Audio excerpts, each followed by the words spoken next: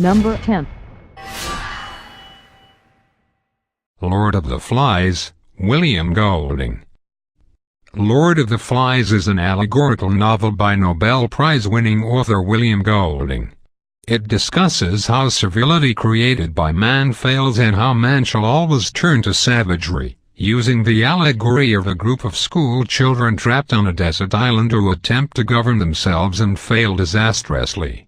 Its stance is on the already controversial subjects of human nature and individual welfare versus the common good earned it position 70 on the American Library Association's list of the 100 most frequently challenged books of 1990, 2000. Number 9. Uncle Tom's Cabin, Harriet B. Stowe. Uncle Tom's Cabin, or Life Among the Lowly, is an anti-slavery novel by American author Harriet Beecher Stowe. Published in 1852, the novel had a profound effect on attitudes toward African Americans and slavery in the United States, so much so in the latter case that the novel intensified the sectional conflict leading to the American Civil War. Number 8. Slaughterhouse-Five, Kurt Vonnegut. A disoriented and ill-trained American soldier named Billy Pilgrim is captured by German soldiers and is forced to live in a makeshift prison, the deep cellars of a disused slaughterhouse in the city of Dresden. Billy has become unstuck in time, for unexplained reasons, though it's hinted towards the end that his surviving a plane crash left him with mild brain damage, so he randomly and repeatedly visits different parts of his life, including his death.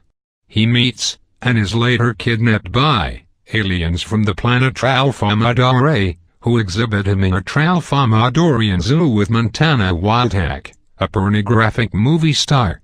The Tralfamadorians see in 4 dimensions, the fourth dimension being time. Tralfamadorians have seen every instant of their lives already. They cannot choose to change anything about their fate, but can choose to focus on any moment in their lives that they wish. Number 7. Of Mice and Men, John Steinbeck. The name for the book is an ironic literary allusion to the problems of the main characters, at the same time making reference to an episode in the story in which one physically powerful but developmentally disabled character accidentally kills a mouse while trying to pet it, foreshadowing a manslaughter which will later happen in the same way. Steinbeck wrote this book, along with The Grapes of Wrath, in what is now Monte Sereno, California, in his home at 16250 Greenwood Lane. Steinbeck's dog ate an early manuscript of the novel. Number 6. The Catcher in the Rye, J.D. Salinger. The novel's protagonist, Holden Caulfield, has become an icon for teenage alienation and fear. Written in the first person, The Catcher in the Rye follows Holden's experiences in New York City in the days following his expulsion from Pensy Prep, a college preparatory school. The novel remains controversial to this day for its liberal use of profanity and portrayal of sexuality and teenage angst. It was the 13th most frequently challenged book of the 1990s according to the American Library Association. Number 5. 1984, George Orwell. 1984 tells the story of Winston Smith, and his degradation by the totalitarian state in which he lives. Along with Aldous Huxley's Brave New World and Ray Bradbury's Fahrenheit 451, it is among the most famous and cited dystopias in literature.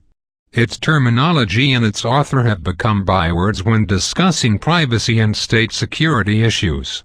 The term Orwellian has come to describe actions or organizations reminiscent of the totalitarian society depicted in the novel, and the phrase, "Big Brother is watching you," has come to mean any act of surveillance that is perceived as invasive. Number 4. Brave New World, Aldous Huxley.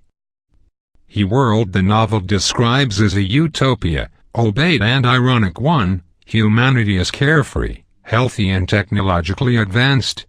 Warfare and poverty have been eliminated and everyone is permanently happy. The irony is that all of these things have been achieved by eliminating many things that humans consider to be central to their identity: family, culture, art, literature, science, religion, and philosophy. It is also a hedonistic society, deriving pleasure from promiscuous sex and drug use, especially the use of soma, a powerful drug taken to escape pain and bad memories through hallucinatory fantasies.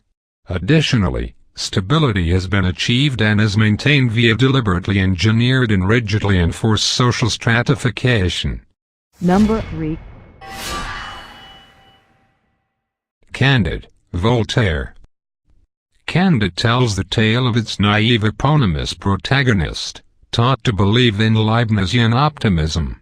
Candide undergoes a series of extraordinary hardships which constitute the satire. The plot is as similar to that of a picaresque novel or a Bildungsroman, for it parodies many adventure and romance cliches. Candid, Voltaire's magnum opus, is widely considered to be one of the most significant works of the Western canon, and it is thus often included on lists of most influential or greatest books. Number 2. The Adventures of Huckleberry Finn, Mark Twain. The book is noted for its innocent young protagonist, its colorful description of people and places along the Mississippi River, and its sober and often scathing look at entrenched attitudes, particularly racism, of the time. The drifting journey of Huck and his friend Jim, a runaway slave, down the Mississippi River on their raft may be one of the most enduring images of escape and freedom in all of American literature. Number 1. Ulysses, James Joyce. Ulysses chronicles the passage through Dublin by its main character, Leopold Bloom, during an ordinary day, June 16, 1904. The title alludes to the hero of Homer's Odyssey, Latinized into Ulysses, and there are many parallels, both implicit and explicit, between the two works. For example, the correspondences between Leopold Bloom and Odysseus, Molly Bloom and Penelope, and Stephen Dedalus and Telemachus. Given its long history of censorship, Ulysses has rarely been selected for high school libraries. Judith Krug, Director, Office for Intellectual Freedom, American Library Association, 1986.